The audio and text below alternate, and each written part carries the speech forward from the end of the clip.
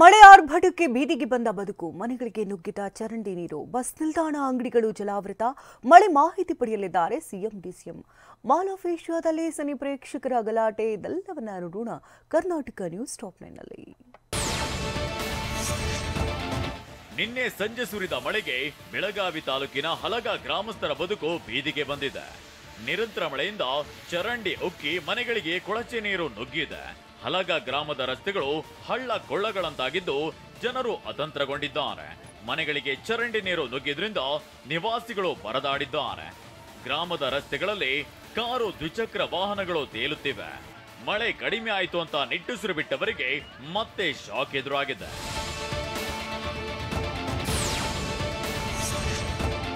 ಮಂಡ್ಯ ಜಿಲ್ಲೆಯ ಕೆಆರ್ಪೇಟೆಯಲ್ಲಿ ಭಾರಿ ಮಳೆ ಸುರಿದಿದೆ.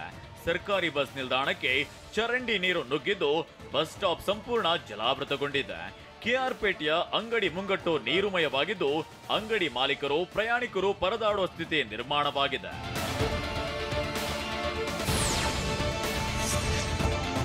ಬೆಂಗಳೂರು ಮಹಾನಗರದ ಹಲವೆಡೆ ಧಾರಾಕಾರ ಮಳೆ ಸುರಿದಿದೆ.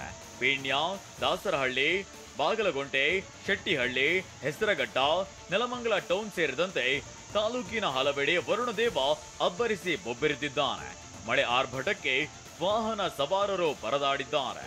ಹೆದ್ದಾರಿಯಲ್ಲಿ ರಸ್ತೆ ಯಾವುದು, ಗುಂಡಿ ಯಾವುದು ಎಂಬ ಭಯದಿಂದಲೇ ವಾಹನ ಚಲಾಯಿಸಿದ್ದಾರೆ.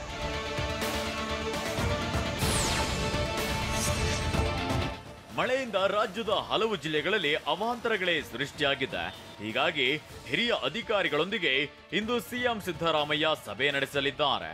ಮಧ್ಯಾಹ್ನ 12 ಗಂಟೆಗೆ ಸಿಎಂ ಗೃಹ ಕಚೇರಿ ಕೃಷ್ಣಾದಲ್ಲಿ ಮೀಟಿಂಗ್ ನಡೆಯಲಿದೆ. ಡಿಸಿ, ಸಿಇಒ, ಜಿಲ್ಲಾ ಉಸ್ತುವಾರಿ ಕಾರ್ಯದರ್ಶಿಗಳಿಂದ ಮಳೆ ಹಾನಿ ಬಗ್ಗೆ ಸಿಎಂ ಡಿಸಿಎಂ ಮಾಹಿತಿ ಪಡೆಯಲಿದ್ದಾರೆ.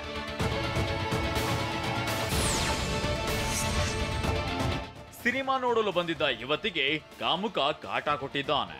ಬೆಂಗಳೂರಿನ ಊರ್ವಶಿ ಚಿತ್ರಮಂದಿರದಲ್ಲಿ ಘಟನೆ ನಡೆದಿದೆ. ಮಹಿಳೆಯರ ಶೌಚಾಲಯದ ಕಿಟಕಿ ಮೇಲೆ ಮೊಬೈಲ್ ಇಟ್ಟು ವಿಡಿಯೋ ಚಿತ್ರೀಕರಣ ಮಾಡಿದ್ದಾನೆ. ಆಗಸ್ಟ್ 10ರ ರಾತ್ರಿ 9:30ರ ಶೋನ ಇಂಟರ್ವೆಲ್ನಲ್ಲಿ ಕೃತ್ಯ ನಡೆದಿದ್ದು ತಡವಾಗಿ ಬೆಳಕಿಗೆ ಬಂದಿದೆ. ಕಲಾಸಿಪಾಳ್ಯ ಪೊಲೀಸ್ ಠಾಣೆಗೆ ಯುವತಿ ನೀಡಿದ ದೂರಿನನ್ವಯ ಅಪ್ರಾಪ್ತನನ್ನ ಪೊಲೀಸರು ವಶಕ್ಕೆ ಪಡೆದಿದ್ದಾರೆ.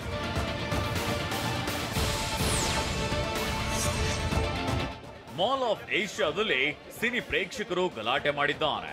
ಕೆಲವು ಶೋಗಳು ರದ್ದು ಹಾಗೂ ತಡ ಆಗಿದ್ದಕ್ಕೆ ಸಿಬ್ಬಂದಿ ಜೊತೆ ಪ್ರೇಕ್ಷಕರು ಗಲಾಟೆ ಮಾಡಿದ್ದಾರೆ. ಟಿಕೆಟ್ ಹಣ ಕೂಡ ರೀಫಂಡ್ ಮಾಡಿಲ್ಲ ಅಂತ ಕಿಡಿಕಾರಿದ್ದಾರೆ.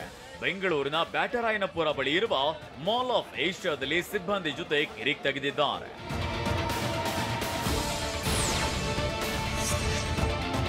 ದೇಶಾದ್ಯಂತ 78ನೇ ಸ್ವಾತಂತ್ರ್ಯೋತ್ಸವದ ಸಂಭ್ರಮ ಮನೆ ಮಾಡಿತ್ತು. ಬೆಂಗಳೂರು ಮೂಲದ ಬೈಕಿಂಗ್ ಬಡಿ ಸಂಸ್ಥೆ ತನ್ನ 10ನೇ ವಾರ್ಷಿಕೋತ್ಸವದ ಅಂಗವಾಗಿ ಕೊಡಗಿನ ಶನಿವಾರ ಸಂತೆಯ ಹಿರಿಯ ಪ್ರಾಥಮಿಕ ಶಾಲೆಯಲ್ಲಿ ಸಂಭ್ರಮದ ಸ್ವಾತಂತ್ರ್ಯೋತ್ಸವ ಆಚರಿಸಿದೆ. 2014ರಲ್ಲಿ ಸಂಸ್ಥೆ ಆರಂಭವಾಗಿದ್ದು ದಶಮಾನೋತ್ಸವ ಹಿನ್ನೆಲೆ ಶನಿವಾರ ಸಂತೆಯ ಸರ್ಕಾರಿ ಹಿರಿಯ ಪ್ರಾಥಮಿಕ ಶಾಲೆಗೆ ಅಗತ್ಯ ಇರುವ ಸೌಲಭ್ಯವನ್ನ ಒದಗಿಸಿದೆ.